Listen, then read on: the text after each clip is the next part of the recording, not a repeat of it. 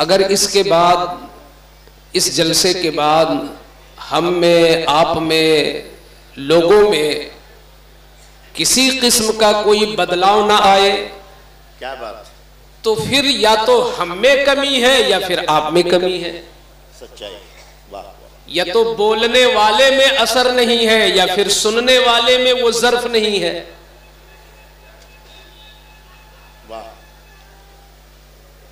दिल से जो बात निकलती है असर रखती है, पर नहीं ताकते परवाज मगर रखती है।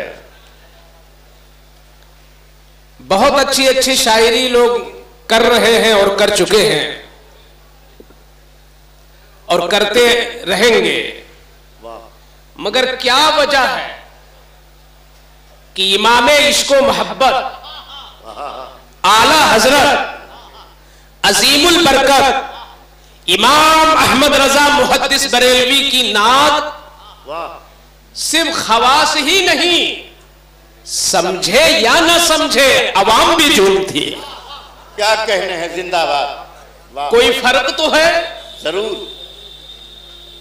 क्या मतलब कि आला हजरत अजीमुल बरकत ने जोर लगा करके तुकबंदी नहीं की है। क्या बात है।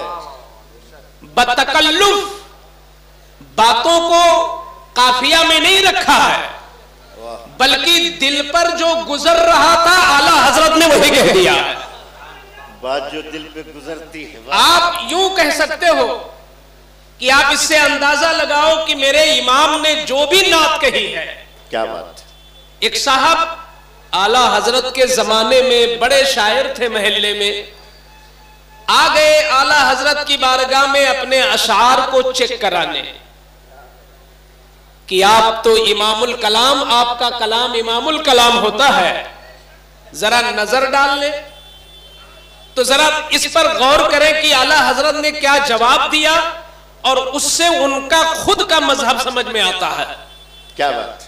फरमाते हैं पढ़ने के बाद, अरे मौलवी साहब, आपका ये हाल है कि आप यहां हो मगर दिल आपका मदीने में रखा है।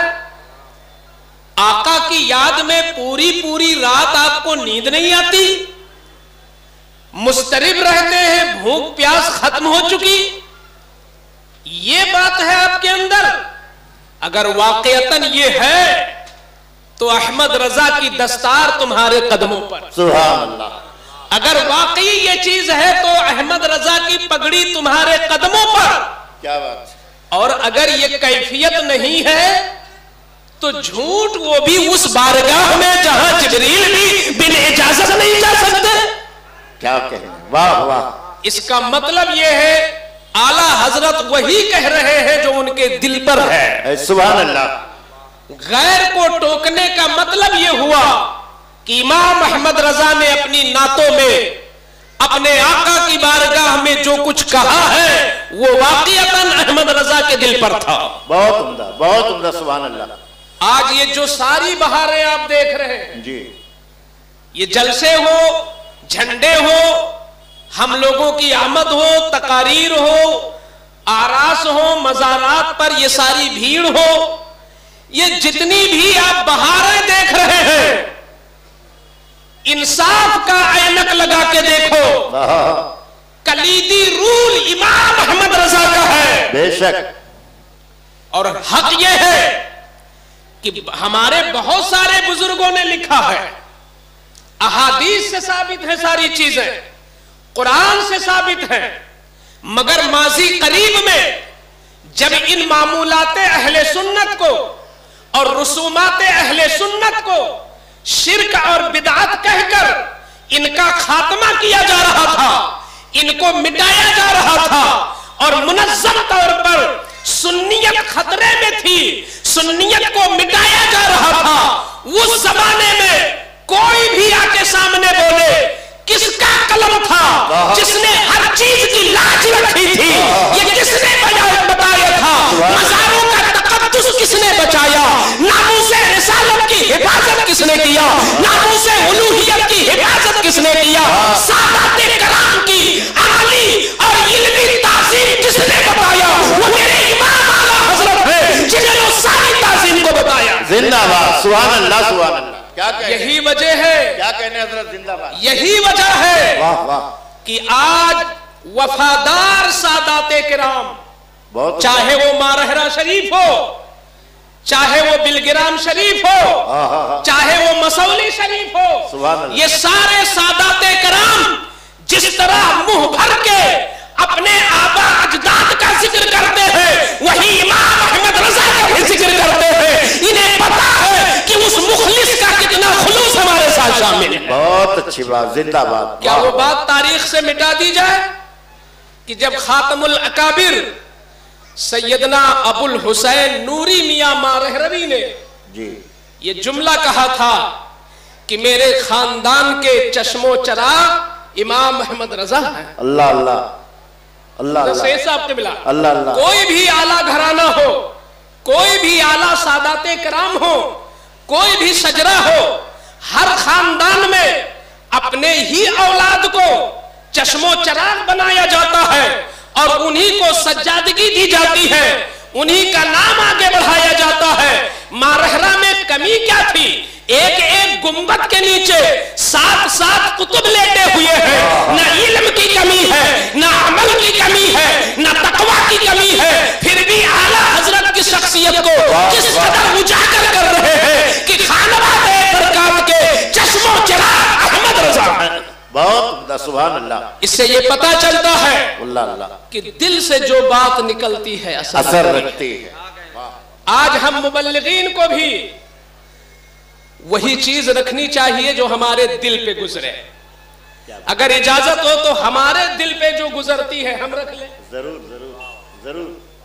हो सकता है कि वो तकरीर ना हो जिसमें आप नारे लगाएं, लेकिन मुमकिन है कि वो तकरीर हो जाए जिससे आपका कुछ भला हो जाए, वाह सुभान कुछ अल्लाह। बदलाव आ जाए।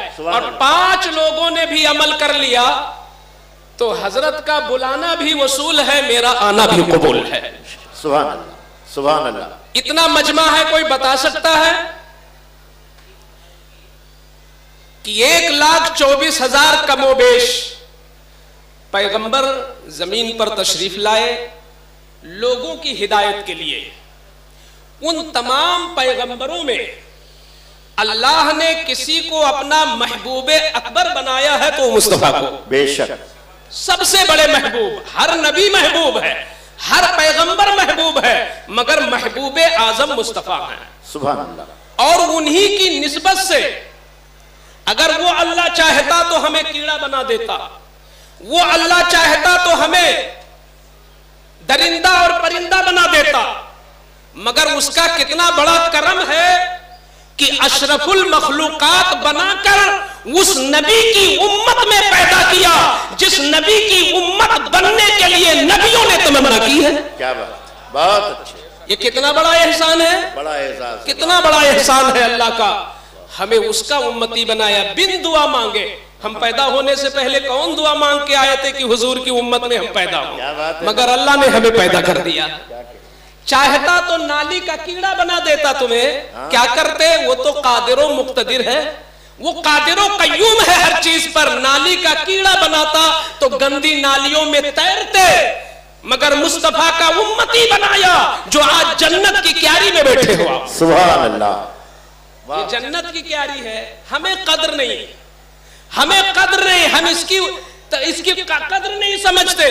एक बुजुर्ग ने तो यहां तक लिखा कि मीलादे रसूल में बैठने वाले ये इतने खुशनसीब होते हैं सुभान अल्लाह कि इनको चाहिए कि अपने दिल के अंदर वो तसव्वुर लाए, वो ख्याल लाए कि गोया मैं जाहिरी तौर पर हुजूर के सामने बैठा हूं। अल्लाह, ये तसव्वुर जमाना चाहिए। शायद ये तसव्वुर आ जाए तो महफिल में कोई गुटका नहीं खाएगा। जी, ये तसव्वुर आ जाए तो हम अपनी बात नहीं करेंगे बैठकर, करेंगे तो हुजूर की बात और सुनेंगे तो हुजूर की बात। सुभान अल्लाह। ये सुनने वाले की भी जिम्मेदारी है, सुनाने वाले की भी जिम्मेदारी है। हुजूर सरवरे कायनात की उम्मत में हमें पैदा किया और पैदा करने के बाद कामयाबी का एक नुस्खा बताया अल्लाह ने कि लोगों, मैंने तो पैदा किया है उनकी जिंदगी में, मगर कामयाबी चाहते हो तो उन्हीं की जिंदगी को नमूना बनाना, वाह, उन्हीं की जिंदगी को नमूना बनाना। आज मुसलमान 25% है। यानी अगर आप 4 शख्सों को कहीं खड़ा देख लें और कहीं से भी 4 आदमियों को निकाले तो एक आदमी उसमें मुसलमान। इतनी तादाद हम मुसलमानों की, अल्लाह। मगर वो कौन सा मैदान है जहां की सरबराही मुसलमान को हासिल है? तिजारत में आप सबसे आगे हो, तिजारत में, सियासत में नहीं, तालीम में नहीं। क्या मतलब? जब अल्लाह ने तमाम नबियों में जो महबूबे अकबर था उसका दामन हमें दिया, वाह, और उन्हीं की निस्बत से हम सबसे बेहतरीन उम्मत भी हुए, तो बेहतरीन नबी की बेहतरीन उम्मत और हर मैदान में पीछे, कहां से फॉल्ट है? जी, ये आज पता लगाना होगा। है जरूर। गलियों में हजारों लोग चल रहे हैं, लेकिन शायद हुजूर की जिंदगी को नमूना बनाया गया होता तो हम इतने बेकार न होते। एक एक लम्हे का अल्लाह के यहां जवाब देना है। बेशक। आप हर मैदान में क्यों पीछे हो? आप हर मैदान में इसलिए पीछे हो कि एक मैदान में आप पीछे हो। वो कौन सा मैदान है? वो है इल्म का मैदान। बहुत उम्दा हजरत। जी जी अनायत। यहूदी 2% है जी, और मुसलमान 25%। जी। मगर यहूदी दुनियावी एतबार से कामयाब है कि मुसलमान? यहूदी ने बरतानिया पर राज वो करे जी, अमेरिका उनके इशारे पे नाचे जी, सऊदी अरब पे उनका राज। क्या वजह है भाई? यहूदी इतना आगे क्यों जा रहा है दुनियावी एतबार से? एक यहूदी का इंटरव्यू हुआ इस बात पर जी, कि तुम लोग 2% हो मगर बड़ी बड़ी हुकूमतों को नचा रहे हो, तुम्हारे पास नुस्खा क्या है? तो उस यहूदी ने कहा हमारे पास अपना कुछ नहीं है। मैं उलमा की भी तवज्जो, अपना क्योंकि हम लोग उसी नबी के मिशन की दावत दे रहे हैं, तो हम उस नबी की जो चीजें दी हुई, जो उनके नुस्खे हैं, अगर उनको हम अपनाएंगे नहीं तो हम ना मकतब में कामयाब हैं, ना इमामत में कामयाब है, ना दारुल उलूम में कामयाब है। हम कहीं कामयाब नहीं होंगे जब तक हुजूर का दिया हुआ नुस्खा नहीं अपनाएंगे। बेशक। उस यहूदी ने कहा हमारे पास अपना कुछ नहीं, जो कुछ है वो मुसलमानों के पैगंबर का दिया हुआ है। क्या बात। वो कहते हैं हम मुसलमानों के पैगंबर से सीखे हैं। पूछने वाले रिपोर्टर ने कहा तुमने उस नबी की जिंदगी में क्या पाया? तो कहा देखो, वो जिस माहौल में पैदा हुए वो माहौल कितना गंदा, कितना परागंदा था, कुछ कहा नहीं जा सकता। मगर उस नबी ने वो कौन सी टेक्निक अपनाई और वो कौन सी थिंक थी, उनकी क्या सोच थी, जिसकी बुनियाद पर उनका मजहब पूरी दुनिया में फैल गया। हम लोगों ने गौर किया तो उनकी जिंदगी में हमें यह मिला कि उस नबी ने जिस चीज को सबसे ज्यादा फोकस किया है वो है तालीम। सुभान अल्लाह। तालीम को सबसे ज्यादा फोकस किया मेरे नबी ने। वाह वाह।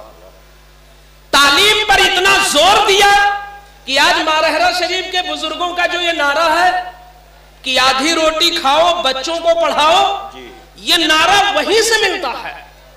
मेरे आका ने गोया कि अमली तौर पर यह नारा लगाया था कि भूखे रहो मगर बच्चों को पढ़ाओ। सुभान अल्लाह। बगैर छत के तुम खुले आसमानों में रात गुजार लो मगर बच्चों को पढ़ा लो। ये पैगंबर ने अमली तौर पर सिखाया। तो पूछने वाले ने पूछा कैसे तुमने समझा? वो नबी की सीरत में कहां पर है जिन्होंने इल्म को इतना आगे बढ़ाया? तो कहते हैं सुनो, जब ये नबी मक्का छोड़कर मदीना पहुंचे और मदीना पहुंचने के बाद जब पहली जंग हुई, जंगे बदर, उस जंगे बदर में दुश्मन पर मुसलमान कामयाब हो गए। नतीजा यह निकला कि 70 दुश्मन मार दिए गए और 70 दुश्मनों को कैद किया गया। जिनको कैद किया गया तो तो उन पर लाजिम हुआ कि वो माल दे और रिहाई हासिल करे, पैसा दे और छुटकारा हासिल करे। कुछ लोगों ने तो पैसे दे दिए, फिदिया दे दिया, मगर कुछ लोग आखिर में बचे, कहने लगे हम पैसा नहीं दे सकते। अगर नबी चाहते तो पैसा देने पर उन्हें मजबूर कर देते, क्योंकि वो कैद में थे, उनके पास नहीं था तो उनके खानदान वालों के पास पैसा था, कोई ना कोई छुड़ाने आता जी। मगर पैगंबर ने मुस्कुरा के फरमाया, इन कैदियों को जरा सामने लाओ जो पैसा मना कर रहे हैं। लाए गए। तो अब मेरे आका, आयशा सिद्दीका कहती हैं, ये वो दौर था कि जब मुसलमानों को पैसे की सख्त जरूरत थी, क्योंकि खुद हुजूर के घर में 3-3 दिन तक चूल्हे नहीं जलते थे। मुसलमान मक्का से मदीना आए हुए थे, न घर था, न दर था, न बाग था, न मवेशी थी, न तिजारत थी, न मकान थे, कुछ नहीं था, खाली हाथ थे मुसलमान। एक एक पैसे की सख्त जरूरत थी। अब यहां अकल कहती है कि हुजूर को चाहिए था कि पैसा उन्हें देने पर मजबूर कर दे, मगर हुजूर का जरा किरदार देखो। वाह वाह वाह। मेरे आका कहते हैं तुम पैसा नहीं दे सकते? जी नहीं दे सकते। मेरे आका ने फरमाया, क्या तुम लिखना जानते हो? क्या तुम पढ़ना जानते हो? क्या बात है? जी हम लिखना भी जानते हैं, पढ़ना भी जानते हैं। तो मेरे आका ने उन मुशरिकों से कहा, हमारे सहाबा में से, इन सहाबा के बच्चों में से 10 बच्चों को तुम लिखना सिखा दो, पढ़ना सिखा दो, तो तुम्हें हम माफ कर देंगे, तुम्हें यूं ही छोड़ देंगे। क्या कहने? यहूदी ने कहा, देखो यहां पर दिरहम की जरूरत थी, यहां पर दीनार की जरूरत थी कि मुसलमान बेघर थे, नबी को चाहिए था पहले घर का इंतजाम करें, पहले रहने का इंतजाम करें, पहले रोजी रोटी का इंतजाम करें, मगर नबी ने न रोजी रोटी का ध्यान दिया, न घर और दर का ध्यान दिया, बल्कि उनको पहले तालीम के जेवर से आरास्ता किया उनके बच्चों को। वहीं से पता चला कि दिरहम के मुकाबले में इल्म को आगे किया जाएगा, और नबी की तरक्की का जो राज था वो इल्म था, और इल्म की बुनियाद पर उनका मजहब फैल गया। सुभान अल्लाह। क्या कहने? आज क्या वो इल्म हमारे पास है, वो तड़प है हमारे पास? आज की रिपोर्ट कहती है कि कुछ बच्चे ऐसे हैं जो 5वां पढ़कर छोड़ देते हैं, कुछ बच्चे हैं जो 10वां पढ़कर 8वां पढ़कर छोड़ देते हैं, 12वें पहुंचकर छोड़ देते हैं। जब रिपोर्टिंग में देखा गया वो किस धर्म के लोग हैं जो पढ़ाई सबसे ज्यादा छोड़ते हैं, तो आंख में आंसू आ जाए कि मुसलमान वो कौम है कि जिसके बच्चे दूसरी कौमों के मुकाबिल सबसे ज्यादा पढ़ाई छोड़ने वाले नजर आते हैं। आपने अपने नबी का नमूना लिया, उनका नुस्खा लिया? नहीं लिया। तो जब हमने नबी का नुस्खा नहीं लिया तो हम कामयाब कहां से होंगे? आज खेता सराय के इस मुकद्दस और मारूफ और मशहूर इजलास में आने वाली इस कौम को मैं कहना चाहता हूं, आप किसी भी शहर में हो या कस्बे में हो, मकान नहीं है तो किराए के मकान में रह लो, बच्चों को अच्छा स्कूल दे दो। बहुत अच्छी बात। वाह वाह। किराए के मकान में रह लो, ईद में नया जोड़ा न बनाओ, ईद में नया जोड़ा न बनाओ, पुराने कपड़े धुलकर अपने शौक को मार दो, मगर बच्चे को तालीम का जेवर अच्छा पहना दो। ये तुम्हारी कामयाबी है, जिंदाबाद। तुम्हारा मुस्तकबिल, तुम्हारा फ्यूचर तुम्हारे बच्चे हैं। ये जिन बच्चों के लिए कारें खरीद के देते हो ना, जिन बच्चों को तुम अच्छी अच्छी गाड़ियां देते हो, जिन बच्चों के लिए तुम दुकानों का इंतजाम करते हो, ये भूल है। सबसे ज्यादा कोशा एक बाप अगर अक्लमंद है, एक बाप अगर समझदार है, तो अपना वढ़ना बिछौना, अपना बैंक बैलेंस, अपनी LIC जो कुछ समझे वो अपनी औलाद को समझे।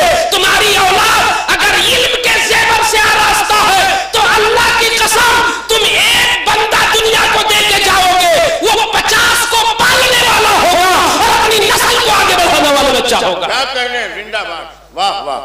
सुभान अल्लाह। एक अच्छी औलाद कौम को दे दो, और अगर एक नाकारा औलाद कोई पैदा करके मर गया तो समझ लीजिए सिर्फ उसी के लिए वो नाकारा नहीं, वो पूरी कौम की इज्जत पे बदनुमा दाग होता है। इल्म हमारे बुजुर्गों ने लिखा है, और आज की जो नई रिपोर्ट है वो भी कहती है कि जिस बस्ती में इल्म ज्यादा है, जिस शहर और जिस महल्ले में इल्म ज्यादा है, वहां लड़ाई कम है। बहुत इल्म ज्यादा है तो लड़ाई कम है, इल्म ज्यादा है तो सफाई ज्यादा है। इल्म हटा दो तो उसी महल्ले में लड़ाई भी ज्यादा होगी, गंदगी भी ज्यादा होगी, गाली गलौज भी ज्यादा होगी। उसी महल्ले के बच्चे 4 लफंगे बैठते हैं और चारों मोबाइल खोल के अपना वक्त बर्बाद करते हैं। जिन बच्चों को उनके माँ और बाप ने तालीम से नहीं जोड़ा, अगर तालीम से जोड़े होते तो वो बच्चे अपना अजीज वक्त ये मुरिया तस्वीर को देखने में न लगाते, बल्कि अपने कलम से अपनी कौम का मुकद्दर संवारते हुए नजर आते। क्या कहने हैं, जिंदाबाद। अच्छी औलाद बना दो, अच्छी औलाद बना दो, जिंदाबाद। अच्छी औलाद बना दो, सब तज दो उनके इल्म पर, सुभान अल्लाह। सारा शौक मार दो। जहां तक रहा दीन की तालीम, ये तो आपकी ईमानी ग़िज़ा है जी।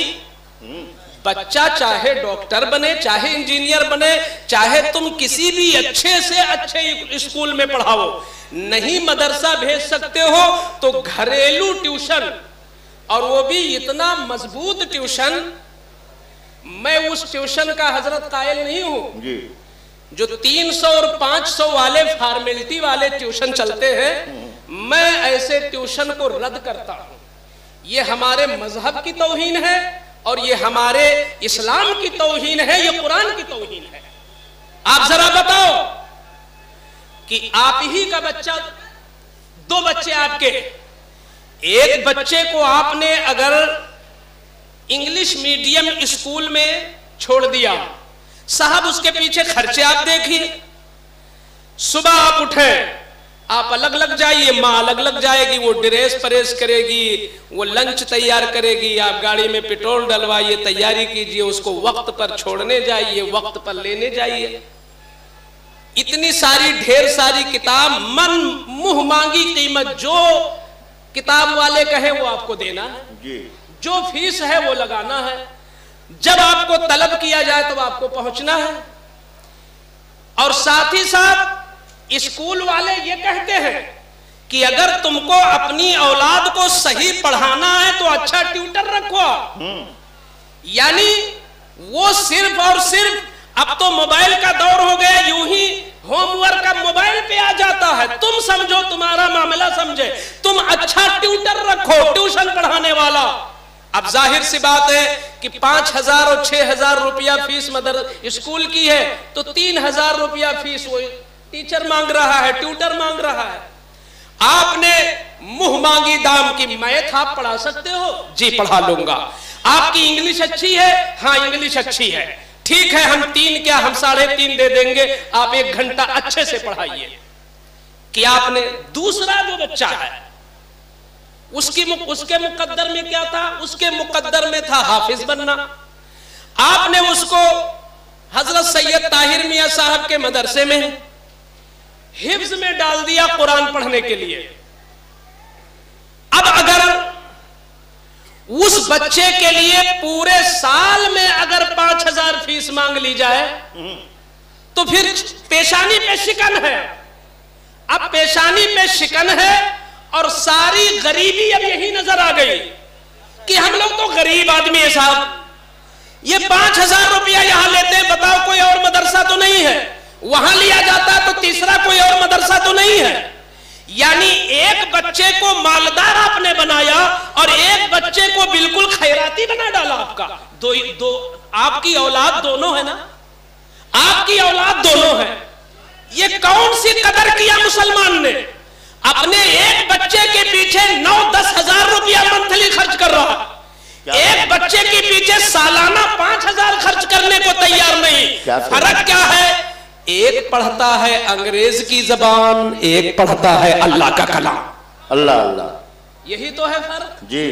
एक अंग्रेज की जबान पढ़ रहा है, एक अल्लाह का कलाम पढ़ रहा है, एक बच्चा जिसके पीछे 10,000 खर्च है वो जबान पढ़ रहा है कि मुंह बंद हुआ, जबान खत्म हुई, आंख बंद हुई, रूह निकली, जबान का काम खत्म। मगर एक बच्चा वो जबान पढ़ रहा है कि कब्र में गया तो अरबी, हश्र में गया तो अरबी, पुलसिरात पे चले तो अरबी, जन्नत में गया तो अरबी कमा रही है। सुभान अल्लाह, नारे तकबीर, नारे रिसालत, क्या कहने, वाह वाह वाह। ये मुसलमान ने अपनी कदर छोड़ दिया तो दुनिया ने इसको बेकदर कर दिया। बहुत उम्दा।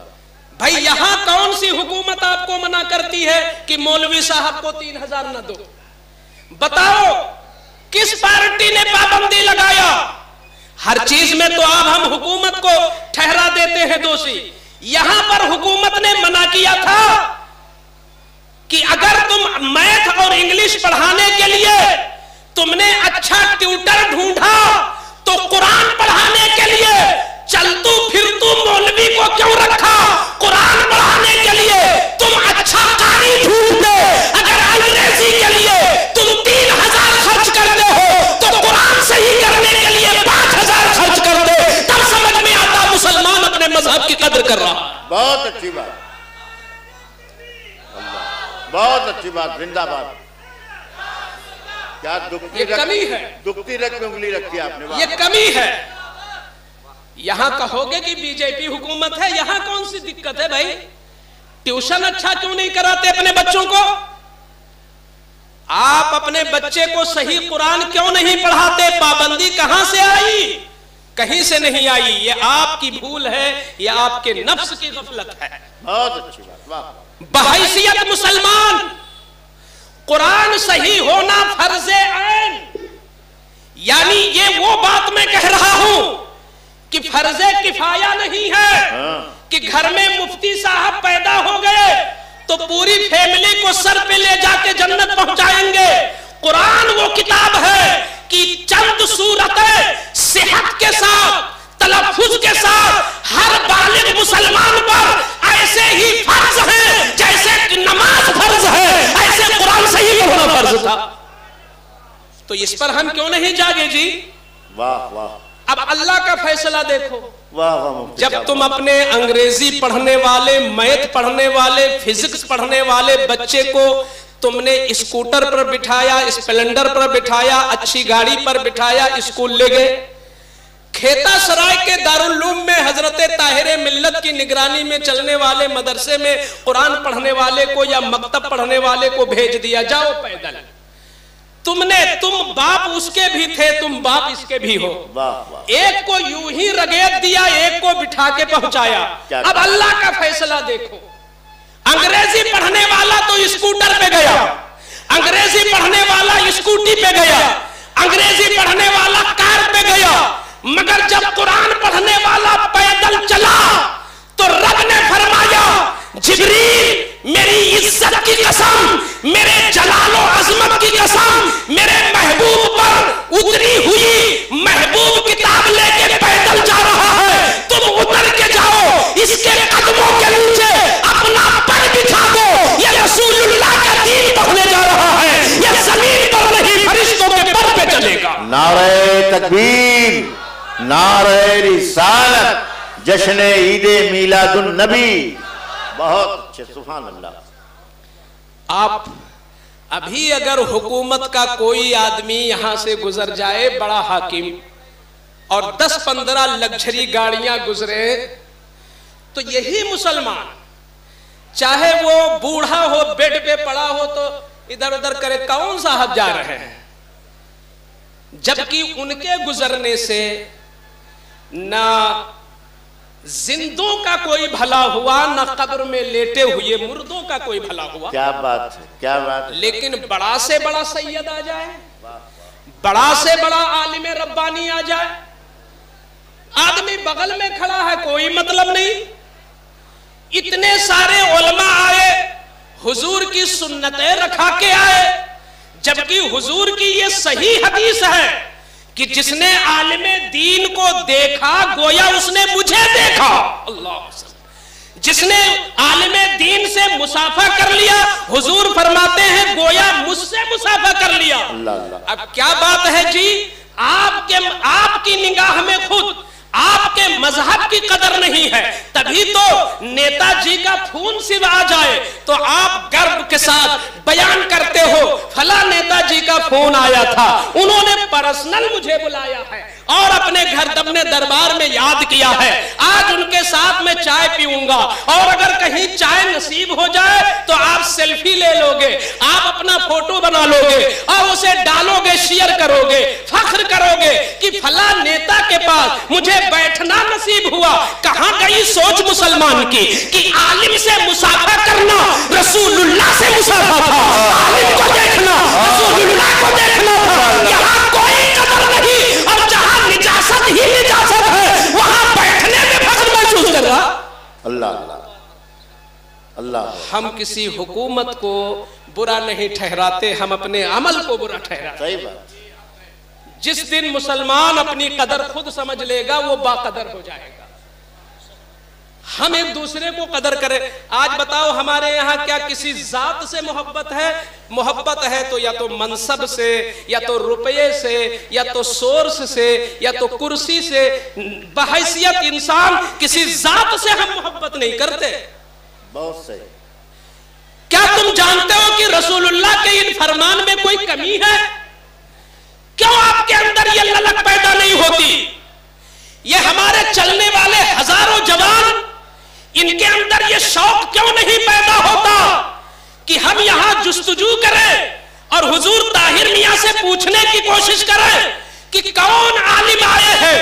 हुजूर ने फरमाया है कि आलिम को देखना मुझे देखना, आलिम को मुसाफा करना मुझे मुसाफा करना, आलिम की खिदमत करना मेरी खिदमत करना। तो कुछ भी अदाएं अपना लो, तुमको रसूलुल्लाह के साथ उस अदा को अपनाने का सवाब मिलता, मगर ये जज्बा मुसलमान खत्म कर चुका ना जी जी।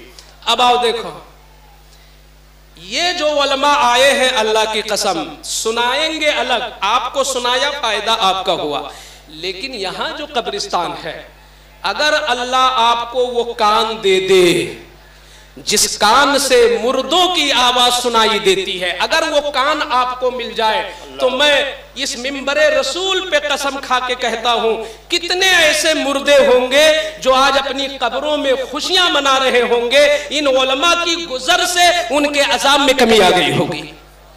अल्लाह।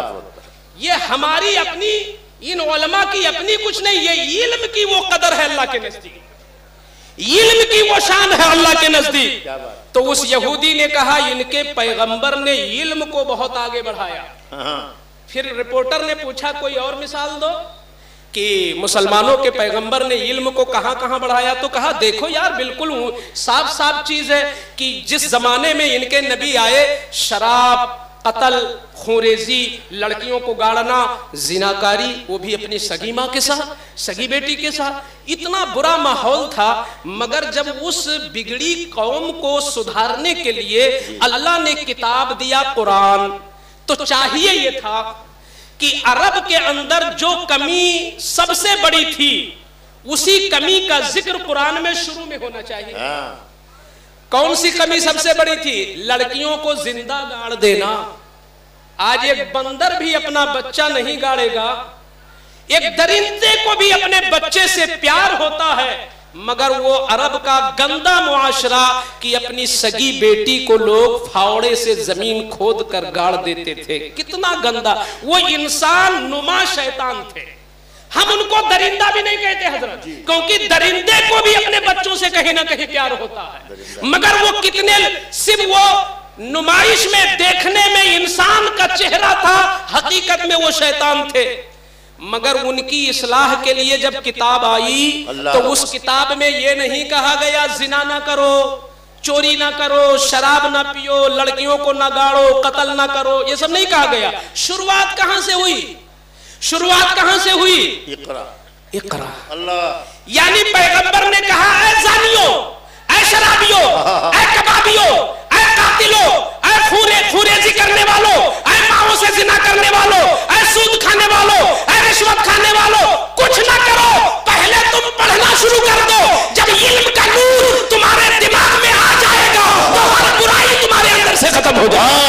जिंदाबाद, बहुत अच्छे, सुभान अल्लाह। क्या कहने, उसको एक मिसाल से भी समझ सकते क्या हैं। कहने साहब? अभी किसी के अंदर 5 बीमारी हो जी, भूख भी नहीं लगती, हाँ, चक्कर भी आता है, नींद नहीं आती, कमर में दर्द है, उलझन होती है, पेट गड़बड़ है, इतनी बीमारी वाला आदमी पकड़ के किसी झोला छाप के पास ले जाओ तो एक गोली नींद की अलग देगा, चक्कर की अलग देगा, पेट की अलग देगा, भूख की अलग देगा जी। लेकिन वही किसी काबिल फिजिशियन के पास ले जाओ, एमडी के पास, वाह वाह, तो एक ऐसी एंटीबायोटिक दवा वो मुंतखब करेगा जो बैक वक्त क्या बात, सारी बीमारियों को गिरफ्त में ले ले जी, और हर बीमारी को कंट्रोल कर दे। क्या बात, हर बीमारी को ये बैक कंट्रोल में ले ले एक गोली से। वाह वाह, उस गोली को कहते हैं एंटीबायोटिक गोली। वाह वाह। तो अब यही से दिमाग लगाओ, अरब के मुआशरे में बुराइयां, वाह, बुराई एक नहीं थी, हजारा थी। कत्ल, खूरेजी, जिना, रिश्वत, सूद, लड़ाई, कत्ल, हसद, जलन, कीना, हर बुराई उनके अंदर थी। वाह वाह। अब अल्लाह की हिकमत देखो, क्या कहने, अल्लाह की हिकमत देखो, हर बुराई का इलाज अलग अलग नहीं, एक एंटीबायोटिक दवा। ऐ अरब के मुआशरे वालों, ऐ तरह तरह की गंदगियों में डूबने वालों, तुम्हारे लिए एक नुस्खा है कि तुम इल्म सीख लो, तुम पढ़ना जान जाओ। जिस दिन पढ़ाई लिखाई तुम्हारे समाज में आ जाएगी, ताश के पत्तियां, सूदखोरी, रिश्वतखोरी, कत्ल, जिना, ये सारी बुराइयां इसकी बरकत से खुद ब खुद खत्म हो जाएगी। पहले इल्म का उजाला, बहुत खूब, जिंदाबाद, माशाअल्लाह। तो अगर उस मुआशरे में इल्म से इलाज हुआ था, तो अगर उस मुआशरे में इल्म के जरिए इलाज पैगंबर ने किया था, तो आज क्या इल्म के जरिए इलाज नहीं हो सकता है? जरूर है। बोले, आज भी बच्चे तो माओ को आंखें दिखा देते हैं। आज के वक्त में तो बाप को बाप नहीं समझ पाते, बल्कि उस्ताद शागिर्द उस्ताद को उस्ताद जैसा दर्जा नहीं दे पाते। जी जी जी, है कि नहीं? आज भी तरह तरह की बुराइयों में हमारी औलादें डूबी हुई हैं। इन तमाम बुराइयों से अपने नौनिहालों को कैसे निकालोगे? कोई रास्ता नहीं। अच्छे एजुकेशन के अलावा, अच्छी तालीम के अलावा, अच्छे इल्म के सिवा ऊंचे और बुलंद और मेयारी तालीम है जो हमारी हर बुराई को दूर करके हमें एक अच्छा इंसान बना सकती है। जिंदाबाद, सुभान अल्लाह। हुजूर आए मस्जिद नबवी में तो सुनने अबू दाऊद की हदीस है, मेरे आका सल्लल्लाहु अलैहि वसल्लम सदर दरवाजे से अंदर दाखिल हुए। सहाबे कराम कुछ इधर बैठे थे, कुछ इधर बैठे थे, 2 हल्के में बैठे थे। मेरे आका जब बीचों बीच से आए तो दोनों जमातों ने हसरत के साथ तकना शुरू किया कि काश पैगंबर हम में आ जाएं, काश पैगंबर हम में आ जाएं, क्योंकि हुजूर जिनमें बैठ जाएंगे उन्हीं का रुतबा बुलंद होगा। भाई अभी कोई आले रसूल आ जाए और इधर वाले चाहे इधर आ जाए, इधर वाले चाहे इधर, तो आले रसूल जिधर बैठेंगे उनका मर्तबा बुलंद होगा, जिधर बैठेंगे। तो अब रब्बी जी, सुभान अल्लाह, आले रसूल आपके हिस्से में है। तो अब ये तो आले रसूल की भी जो भी कदर है वो तो रसूल की वजह से है। बेशक। तो अब हुजूर आए, दोनों जमातें सहाबा ही की हैं, दोनों ने चाहा हुजूर हम में बैठे तो हम फख्र करें, मगर हुजूर बीच में खड़े होकर दोनों को देखते हैं, कहते हैं तुम दोनों खैर पर हो, क्योंकि इधर वाले कुरान पढ़ रहे थे, इधर वाले इबादत कर रहे थे और इधर वाले मसला मसाइल सीख रहे थे। क्या बात, यानी इधर एजुकेशन और इधर इबादत। क्या बात। तो हुजूर बीच में खड़े होकर हौसला अफजाई दोनों की करते हैं, क्योंकि हुजूर किसी का दिल तोड़ने नहीं, टूटे हुए दिलों को जोड़ने के लिए आए। तो हुजूर ने कहा तुम दोनों खैर पर हो, मगर सुनो, जहां तक मेरे बैठने की बात है तो मैं बैठूंगा इधर, मैं बैठूंगा इधर, क्योंकि इधर तालीम है और अल्लाह ने मुझे मुअल्लिम बना के भेजा है, मैं इल्म आगे करने के लिए आया हूं। सुभान अल्लाह। आप इससे कुछ समझ नहीं रहे हैं कि हुजूर कितना बुलंद कर रहे हैं इल्म को, हुजूर कितना आगे बढ़ा रहे हैं तालीम को। उसी तालीम को हमने पीछे कर दिया, तो उस तालीम की वजह से और उसकी कद्र ना करने की वजह से हर मैदान में हम पीछे हो गए। अच्छा, दूसरी चीज एक जो सबसे अहम है, कभी कभी तालीम भी काम नहीं आती अगर एक कमी हो जाए। वो ऐसी कमी है जिसको कहते हैं इत्तिहाद। उस यहूदी ने कहा इनके पैगंबर ने जो सबसे अहम रूल अदा किया सबसे पहले मदीना पहुंचने के बाद, तो अपने गुलामों को पहले जोड़ा। भाई जोड़ा है ना, एक मक्की और एक मदनी, या यूं कहो एक मुहाजिर एक अंसारी, एक गरीब एक अमीर, दोनों का ऐसे हाथ मिलवाया। कहा तुम इनके भाई हो, तुम इनके भाई हो, तुम इनके भाई हो, तुम इनके भाई हो। यानी आपस में भाई भाई बना दिया। ये क्यों बनाया? पैगंबर सबक दे रहे हैं कि दुनिया की सारी ताकतों को ज़ेर करने के लिए आपस में मुत्तहिद होना जरूरी होता है। बहुत उम्दा। रसूलुल्लाह ने आपस में मुत्तहिद कर दिया। अब जब मुत्तहिद कर दिया तो आपने देखा कैसर और किसरा कितनी बड़ी बड़ी ताकतें थी।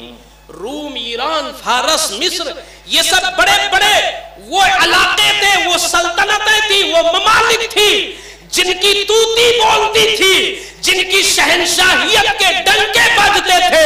मगर सहाबा अपनी यकजहती और अपने इत्तेहाद और अपनी सच्चाई और अपने अखलाक और ईमान की बुनियाद पर बड़ी ताकतों को फतह कर लिया और दुनिया को बताया कि सबसे बड़ी ताकत इत्तेहाद है। बहुत अच्छी बात है। सुभान अल्लाह। क्या आप इत्तेहाद मुत्तहिद हो? एक घर मुत्तहिद है, एक महल्ले का नाम कोई बता दे सिर्फ। अब तो मैं मुबालगा ना हो जाए तो मैं बता दूं, एक मदरसे का नाम बता दो, एक मदरसे का नाम बता दो कि सारे टीचर बिल्कुल जाहिरो बातिन यकसा हो और सब मुत्तहिद हो, हर एक दूसरे को आगे देखना चाहता हो, जो सहाबा में था नहीं। तो ये जो अहम चीज थी इत्तिहाद, उस यहूदी ने कहा कि मुसलमान बिखर गए तो 25% होते हुए वो नाकाम है और हम जुड़े हैं, हमारा नेटवर्क जुड़ा है।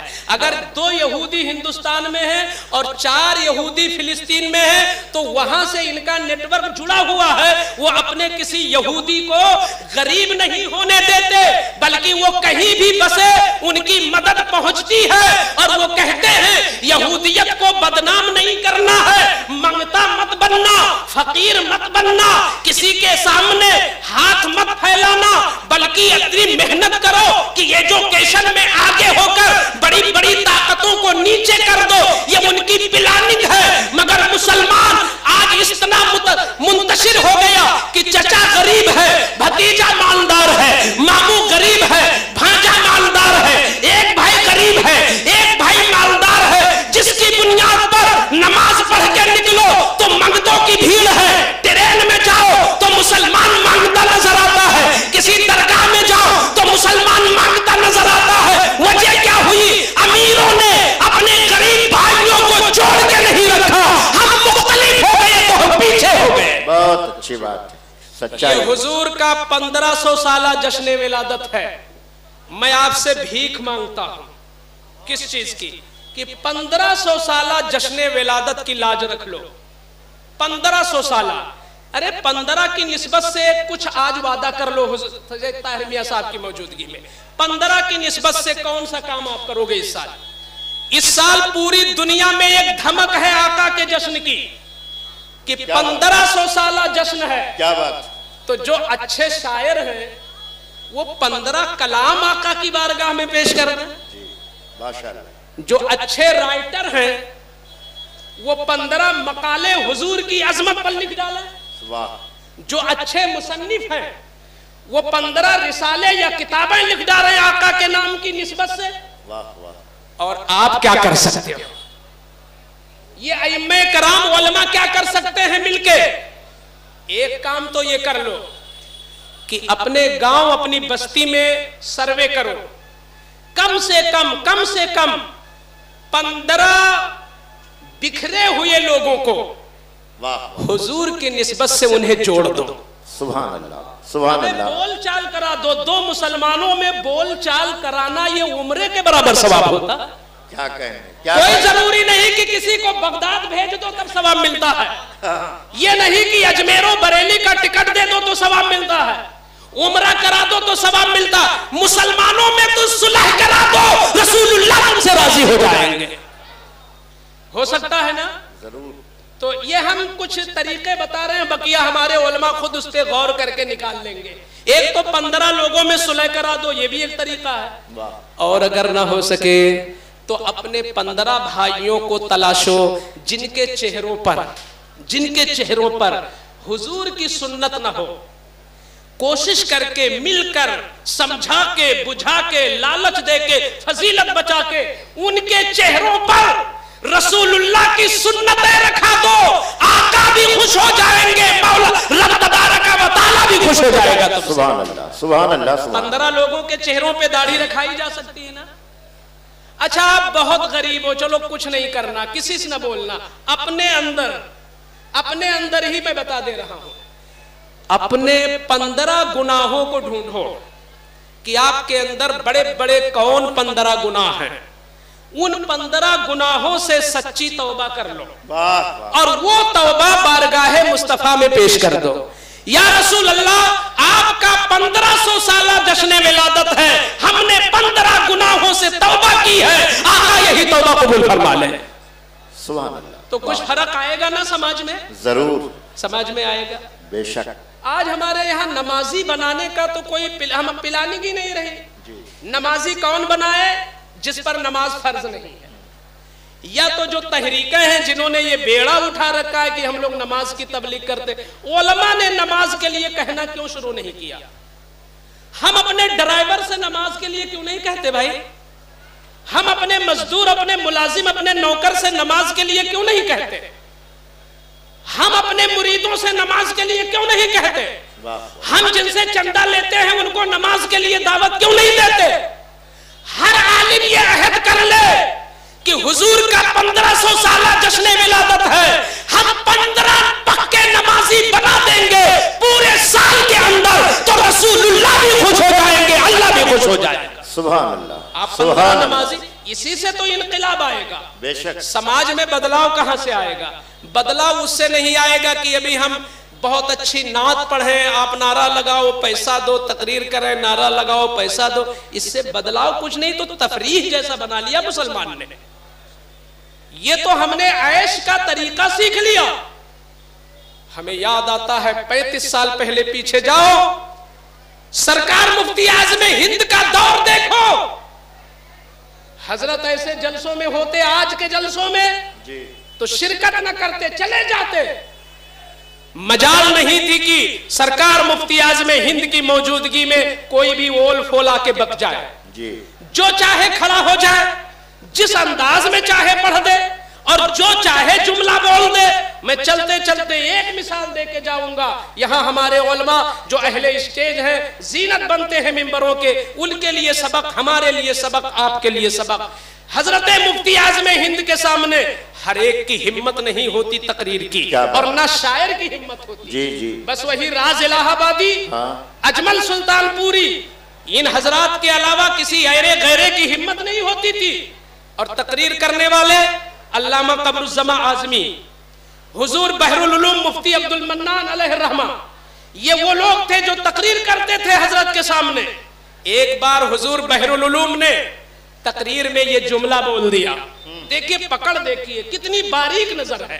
आज स्टेजों पे वो चीज रह नहीं गई। हम बोले तो शायर हमें डांटने के लिए तैयार, हम बोले तो नकीब हमें भगाने के तैयार, हम बोले तो हमारा खतीब हमसे लड़ने और धक्का मुक्की के लिए तैयार। वाह रे मुफ्ती आज़म हिंद! और कितने बड़े आलिम को, जिनको उनके जमाने में बहरुल उलूम कहा गया, इतने बड़े आलिम मुफ्ती अब्दुल मन्नान साहब, वो तकरीर में इस तरह जुमला बोल गए कि आज का मुसलमान कितना बदनसीब है कि रात भर जागता है और नमाज़े फजर छोड़ता है।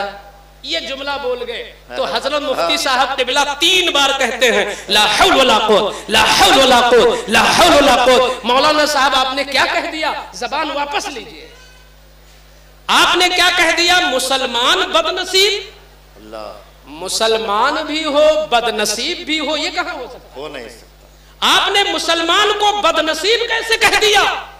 नसीब के माने हिस्सा।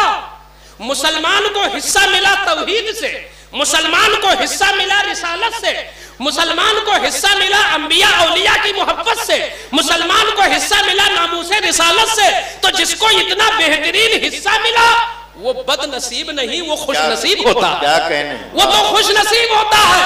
अलबत्ता अगर अमल गंदा है तो कम नसीब कहिए, बद नसीब न कहिए। वाह वाह, है ये बारीकियां, बहुत उम्दा। नहीं रह गई बारीकियां। चेहरा हो इस्लामी या ना हो, वज़ाक़ता हो इस्लामी या ना हो, कलाम हो सही साथ शरई मुताबिक या ना हो, अंदाज हो शरीयत के दायरे में या ना हो, हर एक की मर्जी अपनी चलती है। हर एक कहता है कि कमेटी ने हमको बुलाया है, कमेटी ने हमको दावत दिया है। मैं कहता हूं दावत तो कमेटी दे रही है, पैसा तो कमेटी दे रही है, मगर ये मिंबर को निस्बत किससे है? ये मुस्तफा से निस्बत है। अगर तुझे मुस्तफा की मोहब्बत है और अल्लाह का खौफ है तो शरीयत के दायरे में रहते मिल आना चाहिए। मैं बहुत अच्छी बात है, सुभान अल्लाह। कमेटी नजराना देती है लेकिन इस मिंबर के तकद्दुस की जिम्मेदार कमेटी नहीं होती है। तो आप लोग बहरहाल 15 की निस्बत से कुछ जरूर करें। अगर आप, मैंने तो ये इरादा किया है कि इस पूरे साल चाहे दर्स हो चाहे खिताब हो, कहीं ना कहीं से मैं हुजूर की सीरत इतना बोलूं पूरे साल, अल्लाह तौफीक दे कि हमारी नस्लों को हुजूर की सीरत ऐसी याद हो जाए जैसे सूरे फातिहा याद होती है। क्या बात। और जब तक सीरत का इल्म नहीं होगा तो अमल कहां से करोगे? क्या कहने मुफ्ती साहब। तालीम को बढ़ाओ, इत्तिहाद को बढ़ाओ, इन दो चीजों पे गौर करो। 10 साल के बाद देखना तुम्हारा मामला कुछ और होगा।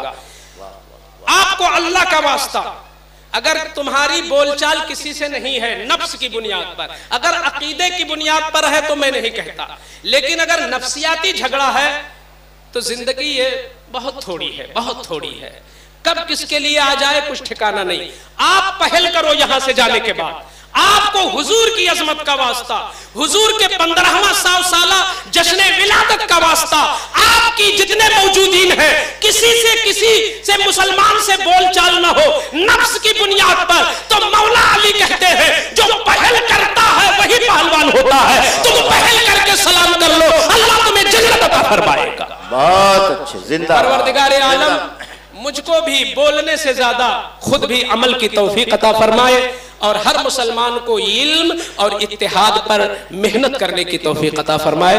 अस्तगफिरुल्लाह रब्बी मिन कुल्ली ज़ंबी व अतूबु इलैहि व मा अलैना इल्लल बलाग। अस्सलामु अलैकुम व रहमतुल्लाहि व बरकातुहू। जिंदाबाद। हजरात, मुफ्ती साहब क़िबला की खूबसूरत तकरीर के बाद मैं जनाबे